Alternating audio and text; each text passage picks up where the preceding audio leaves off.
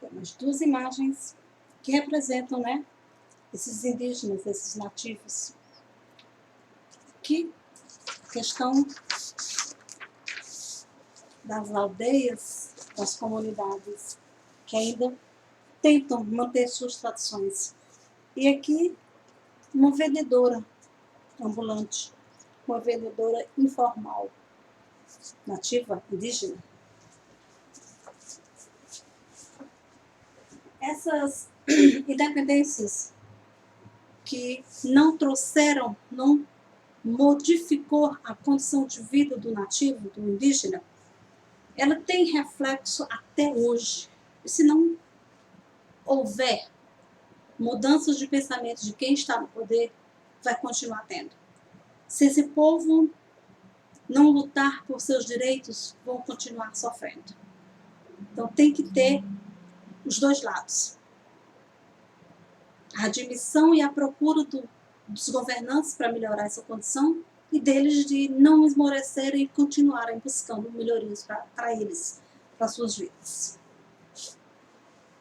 Na página 107 do nosso livro, Reflexos no Presente, os dias atuais.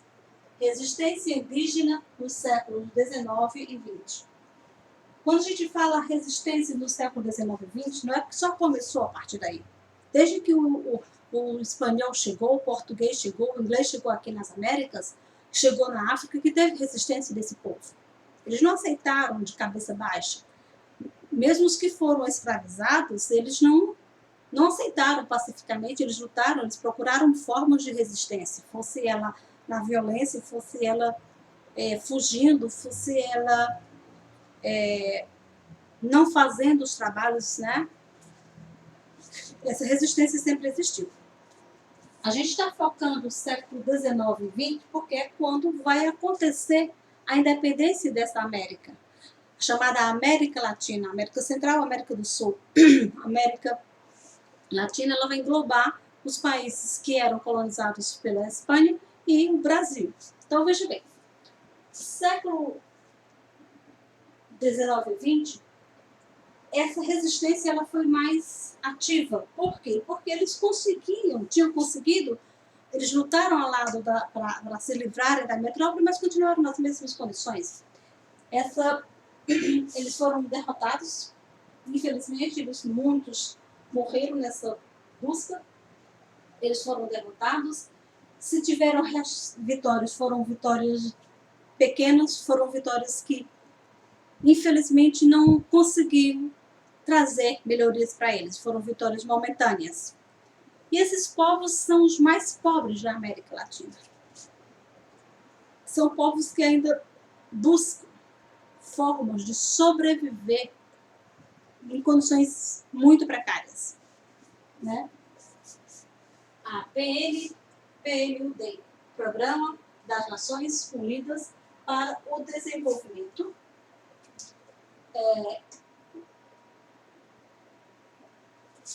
no ano de 2013 foi, vamos dizer assim, feita uma estimativa que existem 50 milhões de indígenas na América Latina e no Caribe. Esses 50 milhões de pessoas vivem nas mais precárias condições, abaixo, muitas vezes, do nível da pobreza. Ele vem citando aqui que a maior quantidade está concentrada na Bolívia, Peru, Chile, México e Guatemala. A distribuição desses 50 milhões de indígenas é por toda a América Latina, mas esses países, Bolívia, Peru, Chile, México e Guatemala, é onde tem a maior concentração de nativos, de indígenas. E as condições de vida deles é muito difícil, muito precário. E aqui eles vão dizer que eles são pobres e têm baixos índices de escolarização. 90 ou muitos, 90 não tem uma porcentagem deles são analfabetos. É porque eles falam a língua nativa deles. Eles têm direito também a conhecer a língua falada no país que eles moram. Mas os governantes não se preocupam em levar conhecimentos educacionais necessários para eles. Não é do interesse de quem está no poder que esses nativos aprendam, se escolarizem, procurem melhores condições. Nem aqui no Brasil, nem em nenhum outro país. Então, eles são desinformados. Enquanto você tem um celular de última geração, ou nas suas possibilidades, você tem energia, você tem televisão, você tem internet, você conhece, eles nem sabem que isso existe. Porque em alguns locais falta água potável, água para beber, eles têm escassez de água, eles não têm energia elétrica. Se e quando tem estrada, são em péssimas condições para se transitar. Eles não precisam de carro, eles moram na mata. Mas eles precisam de condições de procurar melhorias. Não existe hospital, não existe uma forma de conseguir melhores condições de vida para esse povo, né? Então você, infelizmente eles não participam dessa melhor condições de vida. É claro que quando a gente fala em melhores condições de vida, a gente não está querendo tirar as tradições deles, é que levar dignidade para esse povo, para que eles tenham condições de, mesmo não falando o português, não falando o espanhol lá, mas ele tenha direito de cidadania do país que ele nasceu, que ele é. Então, são essas condições de vida do nativo, do indígena, que estão sendo desprezadas. Essas condições que eu falei aqui, a gente vai ter elas mais concentradas no meio rural, nas zonas de fazendas, né, no campo. Mas nas cidades, a condição desse indígena também não é boa. Eles são trabalhadores, geralmente no mercado informal, como a gente viu na imagem, de uma mulher descascando verdura, vendendo verdura. Mas eles ganham bem, eles ganham para sobreviver. Nós estamos falando, quando a gente fala informal, é justamente a falta de direitos trabalhistas que ele não vai ter. Ele não tem direito a um auxílio se adoecer, ele não tem um direito a uma aposentadoria, ele não tem direitos e benefícios garantidos por lei trabalhista. Então, é essa condição que a gente fala. O mercado informal, ele tem as suas vantagens? Tem. Mas se ele não tiver uma forma de prever o futuro, como é que vai ser quando ele envelhecer? Né? A gente pensa sempre numa aposentadoria, mas o nativo, o indígena, ele não tem esse direito. Por quê? Porque ele está fora desse mercado, ele não tem como manter esse direito dele. Quando esses países se tornaram independentes, fizeram suas constituições. Nessas constituições, várias classes sociais elas foram esquecidas, excluídas. E é claro que a indígena é uma dessas. Atualmente, esses estados, esses países, essas nações, elas reconhecem esses direitos, né? Mas reconhecer, ter a lei escrita e garantir ainda há muita distância. As constituições latino-americanas reconhecem os direitos indígenas, os direitos da sua terra, o direito de manter suas tradições, o direito à liberdade para eles viverem no espaço deles conforme os seus costumes e tradições, contanto que eles também sejam pertencentes a essas nações, a esse estado, a esse país, que tenham os mesmos direitos que você, que eu. Veja bem, o México, ele foi, se eu não me engano, ele conseguiu a independência dele em 1818.